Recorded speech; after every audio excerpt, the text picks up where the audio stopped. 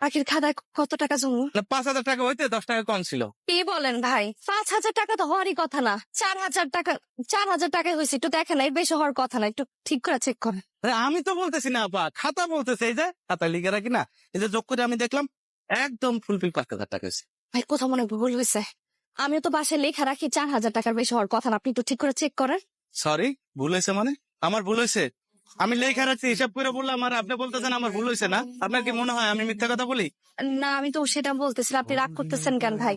মানুষেরই তো ভুল হয়, হয়তো একটু ভুল হয়ে গেছে। চেক করেন না, একটু দেখেন না। রাগ করবো না মানে?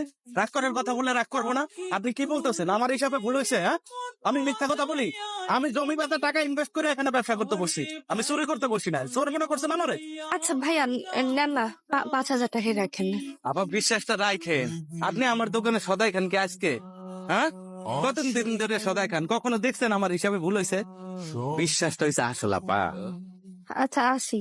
বাহ, দাঁড়া, আপনারা দেখে মনে হচ্ছে খুব টেনশনে আছেন। ওই যে চোখের নিচে কালি পড়ে গেছে। শিরে, আমার দ্বারা নতুন একটা ক্রিম আছে, এটা মাখলে আপনি নায়িকার মতো সুন্দর হয়ে যাবেন। না, এটা দাম দেওয়া লাগবে না, ফ্রি, আমার পক্ষ থেকে ফ্রি। লাগবে না ভাইয়া, এটা নিয়ে যাই। আরে নেন না, এটা দাম লাগবে না তো আপা, ফ্রি। আমার লাগবে না ভাই। সমস্যা কি আপনার? 2 মাস ধরে আপনি ভাড়া দিতেছেন না, আপনি কি পাইছেন? আর দরজার মধ্যে এসে লক করলে আপনার ছেলে দরজা খুলে করে আপা নাই, আপা কই গেছেন? বিছানা কান দিয়ে গেছে। এই মিয়া, আপনি কোন বিছানায় গিয়ে কান দেন? না ভাই জানা আমার শেষে কথা কইতেছেন মিয়া। আমি বাড়ি হলে আপনার কাছে ভাড়ার টাকা পাই, আপনি দিতে পারতেছেন না। মুখটা থাকবো চুঙ্গার মতো।